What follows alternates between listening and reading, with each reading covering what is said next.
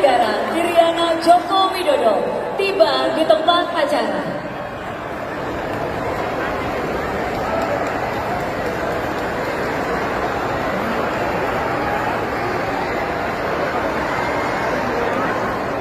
Salam sejahtera bagi kita semuanya. Yang saya hormati Menteri Sekretaris Negara Profesor Pratikno yang hadir bersama saya. Yang saya hormati Menteri Agama Pak Yakut Khalil Qomas. Yang saya hormati Menteri PPA Pemberdayaan Perempuan Ibu Bintang Pospayoga. Yang saya hormati Panglima TNI beserta Kapolri yang hadir juga bersama saya, dan staf khusus Kepresidenan Pak Ari Dwipayana. Yang saya hormati Gubernur Provinsi Sulawesi Tengah beserta Ibu. Yang saya hormati Rektor Universitas Tadulako.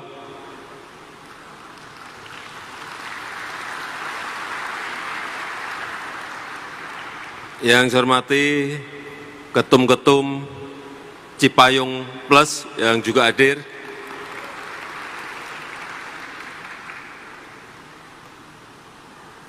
Yang saya hormati Ketua Umum PHDI Pusat, Ketua Presidium Pimpinan Pusat KMHDI, I Putu Yoga, beserta seluruh jajaran pengurus, Ketua dan pimpinan daerah dan cabang KMHDI yang hadir pada siang hari ini, Bapak Ibu, saudara-saudara sekalian yang saya hormati, yang saya cintai.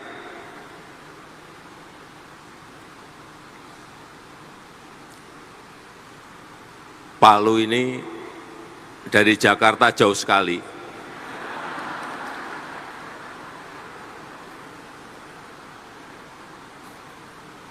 Sangat jauh sekali. Tapi saya senang tadi dari depan saat saya masuk, saya lihat semangatnya luar biasa.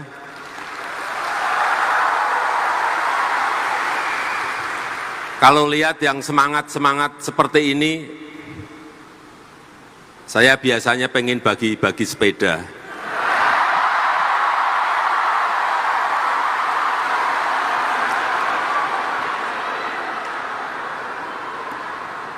Tapi sebelumnya saya mau menyampaikan beberapa hal terlebih dahulu.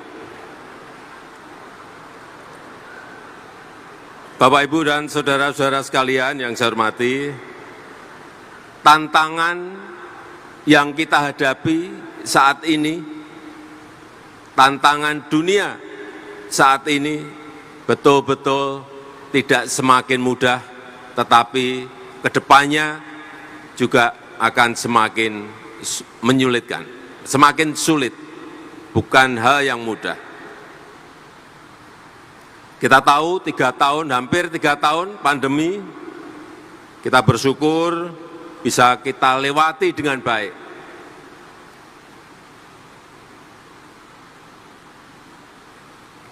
Tapi tantangan setelah pandemi bukan sesuatu yang mudah. Dan banyak negara-negara di dunia saat ini setelah menghadapi pandemi, ekonominya langsung jatuh.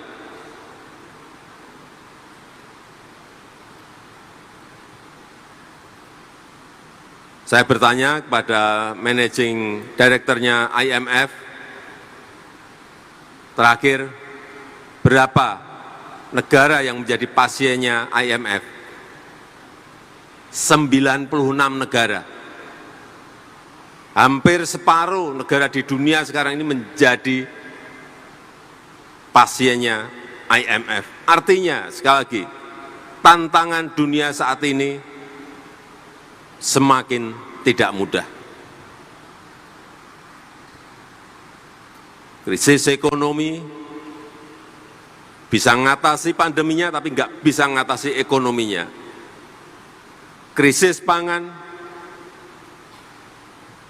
bisa mengatasi pandeminya, tapi pangan harganya di banyak negara naik lebih dari 50%, ada yang lebih dari 100%. Krisis energi di beberapa negara di Uni Eropa, gas, BBM, naik bahkan ada yang sampai 700%. Kita kalau dinaikkan bensin 10% saja, mahasiswa demonya 2 bulan. Naik 20%, demonya 6 bulan. Itu ada yang naik gas sampai 700%. Bapak Ibu bisa bayangkan, saudara-saudara bisa bayangkan betapa tantangan dunia ini tidaklah mudah. Rivalitas dan geopolitik juga begitu.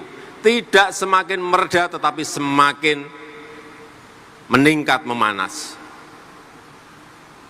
Bukan hanya di kawasan di barat, perang Rusia dan Ukraina, tetapi juga di dekat kita juga mulai memanas. Kemudian yang tidak kalah menakutkannya adalah perubahan iklim, climate change, yang sekarang mulai dirasakan hampir semua negara. Yang biasanya dingin menjadi panas, yang biasanya panas menjadi lebih panas. Gelombang panas, super El Nino, sebuah hal yang harus kita sikapi dengan bijak.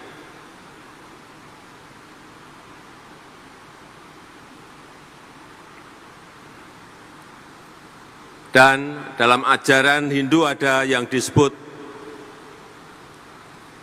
Trihita Kirana, Trihita Karana. Salah satunya adalah palemahan, kesempurnaan hubungan manusia dengan alam. Ini yang sering dilupakan, terlupakan dalam kehidupan modern kita. Kita berpikir seakan-akan alam baik-baik saja, tapi tahu-tahu datang gelombang panas di hampir sebagian negara di dunia ini. Oleh sebab itu, kita semuanya sekarang ini hampir semuanya dihantui oleh yang namanya perubahan iklim. Semuanya. Oleh sebab itu, semua negara sekarang ini berbondong-bondong masuk ke yang namanya green economy. Semuanya green, apa-apa minta green.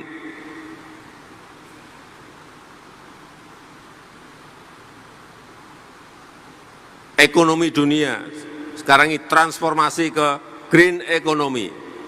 Pembiayaan, pendanaan sekarang juga sama, larinya ke untuk terutama industri-industri yang green, green industries.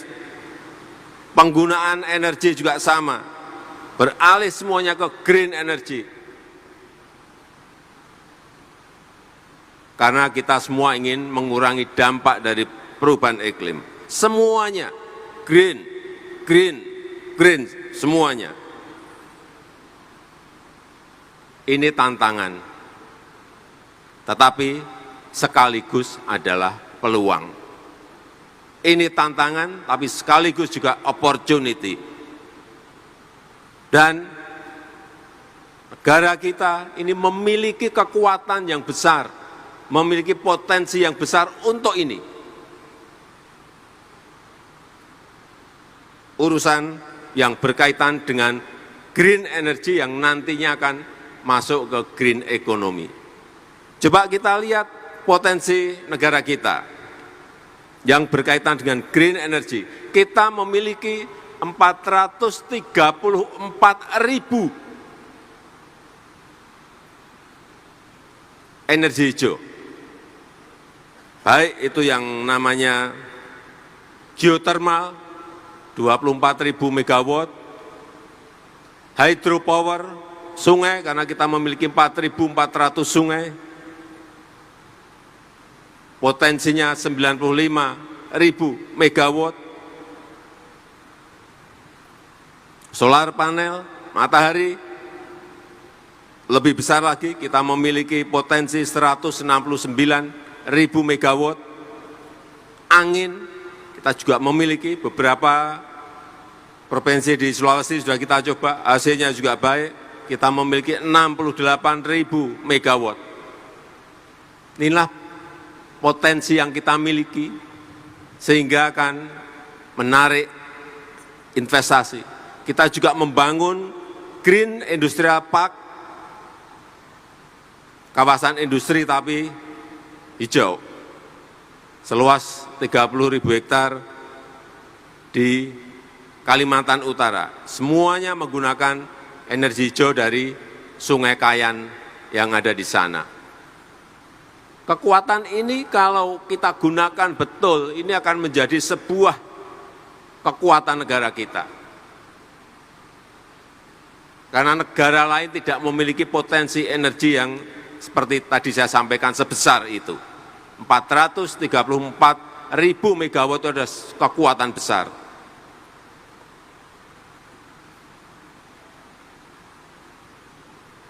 Oleh sebab itu, kewajiban kita bersama untuk selalu terus konsisten terhadap visi negara, utamanya visi taktis, strategi besar dalam bersaing dengan negara-negara lain. Hilirisasi yang sering saya sampaikan di mana-mana, itu kalau konsisten kita lakukan,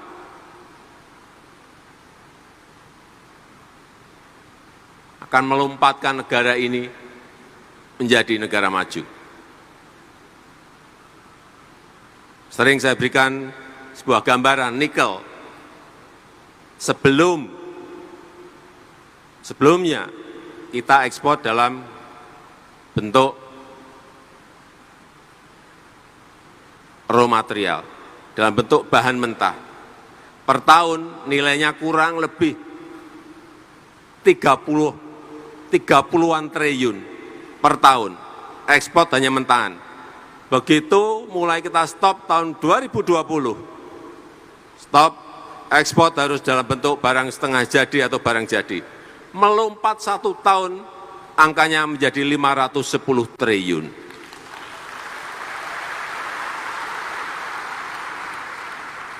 Itu baru satu barang. Kita ini punya barang-barang yang lain, komoditas yang lain, nikel, timah, tembaga, bauksit, batu bara, semuanya satu-satu, nggak usah tergesa-gesa, tetapi terus konsisten. Dan tidak usah kita ini takut gara-gara digugat di WTO misalnya. Enggak. Jangan mundur.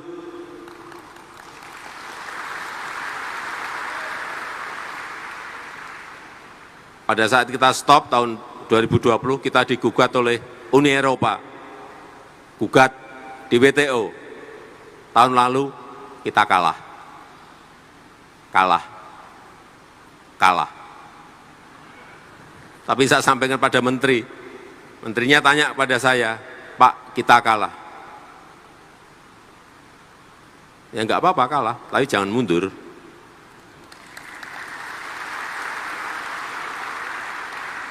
Saya perintahkan, banding. Kalah, banding. Udah.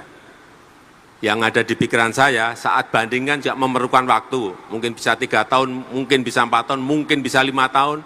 Industri kita sudah jadi.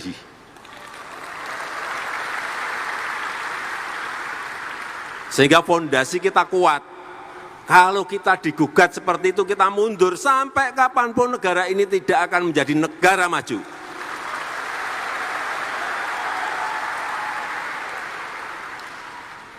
Apalagi nanti CPO, nanti perikanan, kemudian rumput laut, semuanya masuk ke hilirisasi. Rumput laut itu kita nomor 2 di dunia, tapi kita ekspor mentan. Diindustrikan, hilirisasikan. Nilainya nanti akan kita lihat berapa kali lipat.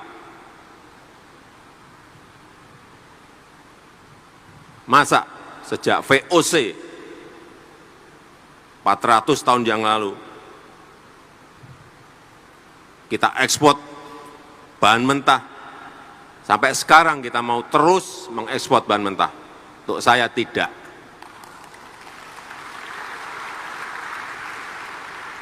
Kita sudah digugat oleh WTO, digugat ke WTO oleh Uni Eropa. Kita diberikan peringatan juga oleh IMF. Enggak.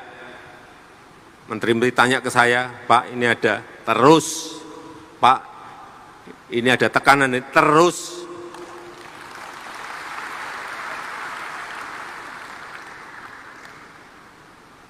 Karena kalau ini konsisten kita lakukan terus-menerus, tidak surut, perkiraan kita 10 tahun yang akan datang, GDP per kapita kita sudah mencapai 10.900 atau 153 juta. Kemudian 15 tahun yang akan datang akan masuk ke 15.800 US dollar GDP per kapita kita atau 217 juta. Dan pada saat Indonesia emas, hitungan kita sudah mencapai 25.000 US dollar income per kapita kita atau 331 juta. Artinya kita sudah masuk menjadi negara maju. Tetapi kalau konsisten, pemimpinnya tidak ragu-ragu, tidak penakut, maju terus, meskipun digugat, maju terus. Karena memang tidak akan ada negara manapun yang memberi kita karpet merah kalau kita tidak merebutnya sendiri. Enggak ada, jangan berharap itu.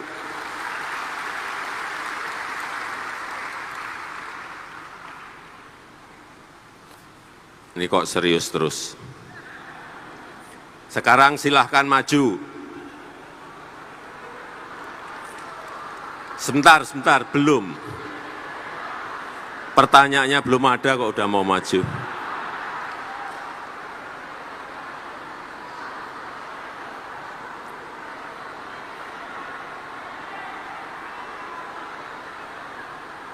Saya sudah muter di beberapa pertemuan, tapi belum ada yang bisa menjawab. Silakan tunjuk jari dulu, jangan maju. Nanti saya tunjuk baru maju. Yang di atas juga boleh maju, tetapi jangan meloncat. Muter, nanti masuk. Maju silakan. Jauh di mata, dekat di hati. Boleh yang di atas satu. Ya, satu. Silakan, turun. Ya, ini, ya. Yang depan, biru depan, ya, silakan. Muter turun, ya.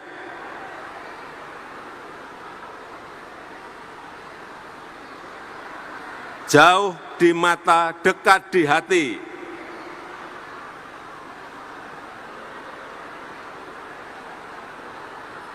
Ya, laki-laki satu, perempuan, boleh. pakai kacamata. Ya.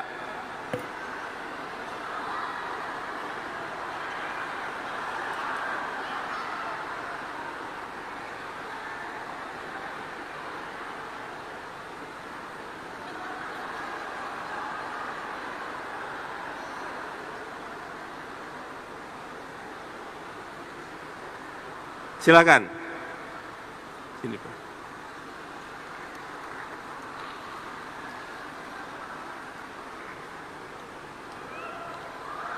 Silakan.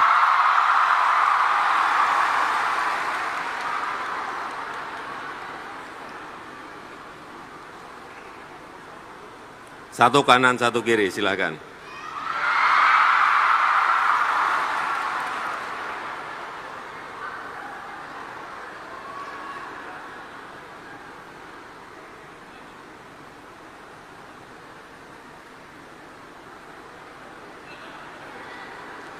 Dari nunggu mic. Oke, kalau gitu udah langsung saja. Kenalkan dulu. Shalom. Perkenalkan, nama saya Tirsya Riani Daniel. Saya dari Fakultas Teknik, dari Prodi Teknik Lingkungan. Tirsya Riani Daniel. Iya, Tirsya. Taisya, langsung dijawab. Jauh di mata, dekat di hati.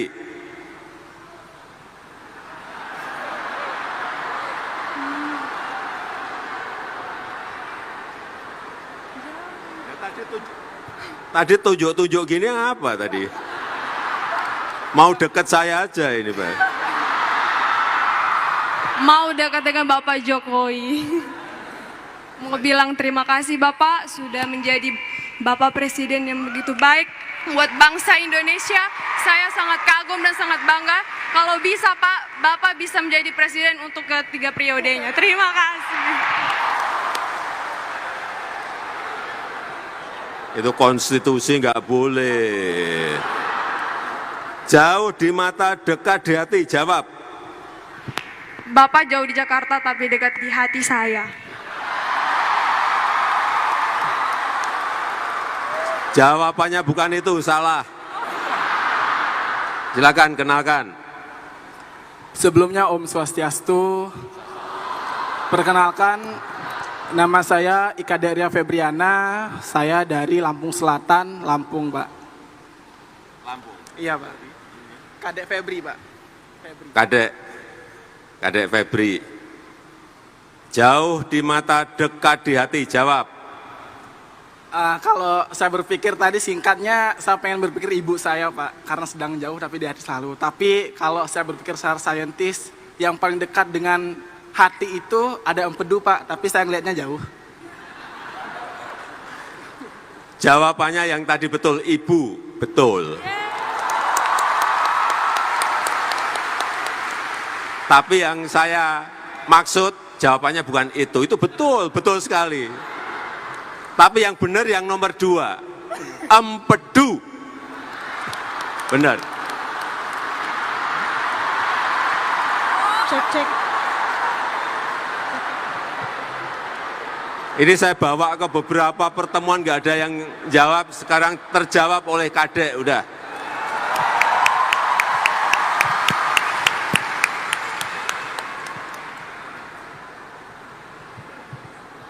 Untuk apa? Udah, jadi sudah terjawab, silakan kembali. Terima kasih banyak, Bapak. Bapak bisa minta foto? Bapak bisa minta foto? Kalau boleh, Pak. Iya, ini udah jawab kan, tadi saya janji sepeda ya, saya beri sepeda, udah. Saya Pak. Kalau Saya, foto Pak. berdua boleh nggak, Pak? Foto bareng. Silakan kembali, apa? Minta foto berdua boleh tidak, Pak? Udah dapat sepeda masih minta foto. Sama HP Bapak. Bapak sama. Ya boleh, ambil, cepat. Foto bertiga aja, foto bertiga selfie. Sini aku pegangin. Nanti kirim ya? Kamera belakang. Kamera depan aja. Lagi, Bapak bisa begini. Nah. Oke, terima kasih banyak, Bapak. silakan Banyak, kembali. Bapak. Sepedanya nanti diantar. Dah. Siap, Pak.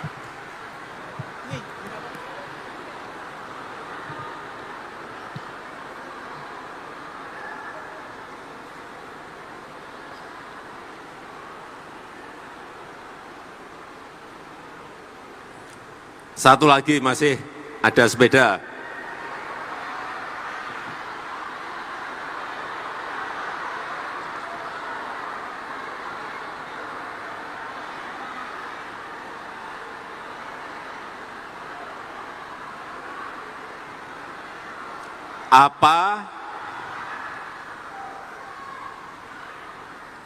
Apa yang masuknya miring, keluarnya miring.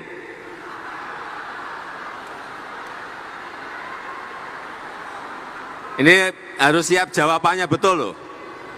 Jangan sampai nanti maju hanya pengen deket saya aja.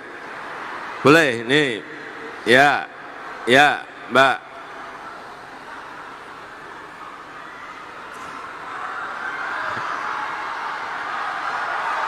Ya, boleh. Ya. Nih, tadi yang gini, ya. Ya, pakai kacamata, ya. Ya.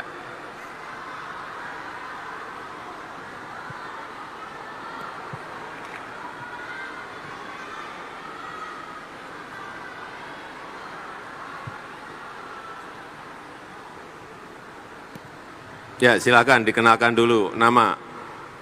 Ya, selamat siang. Aduh, saya gemetar, Pak. Nama saya Siska. Siska. Iya. Ya, langsung jawab Siska. Jawabannya adalah kancing baju. Silakan. Nama saya Sandi, saya dari Jawa Sandi. Timur. Dari Jawa Timur, Surabaya. Jawa Timur, ya. Jawaban saya tadi sama, tapi saya kasih jawaban yang berbeda biar berbeda. Jawabannya kain pancing. Apa? Pancing, kain pancing, kail pancing. Kail pancing. Ya, mirip.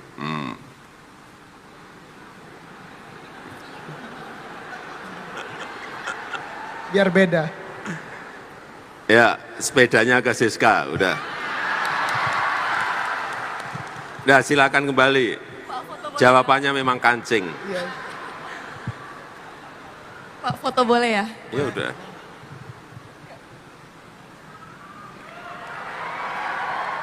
Ya, silakan Terima kasih, kembali. Pak. Ya, selamat. Selamat.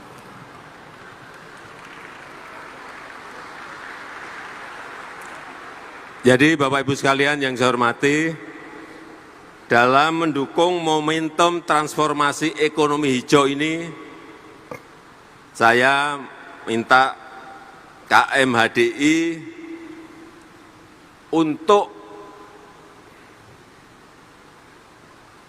mempersiapkan diri, mempelajari ilmu pengetahuannya, pelajari mengenai carbon trading, pelajari mengenai carbon market, pelajari mengenai climate entrepreneurship, pelajari mengenai waste recycling, pelajari mengenai baterai teknologi. Ini mestinya yang berkaitan dengan ini, universitas, perguruan tinggi juga harus berani menyongsong, membuat jurusan, membuat fakultas yang berkaitan dengan tadi. Pak Rektor.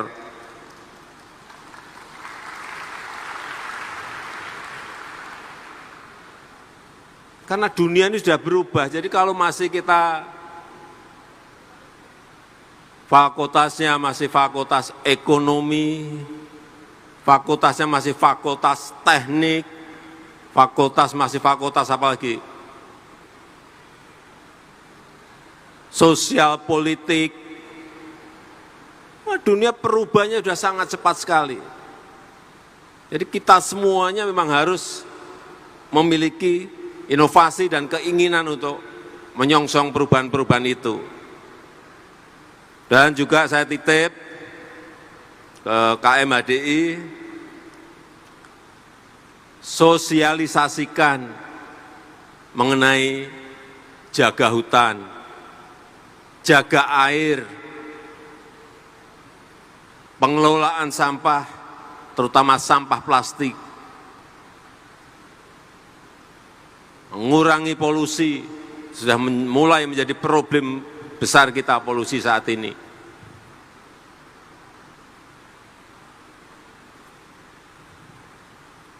Saya rasa itu yang ingin saya sampaikan, dan dengan rahmat Tuhan Yang Maha Esa, pada siang hari ini secara resmi saya buka Mahasabha ke-13 Kesatuan Mahasiswa Hindu Dharma Indonesia tahun 2023. Terima kasih. Om Santi Santi Santi Om. Assalamualaikum warahmatullahi wabarakatuh.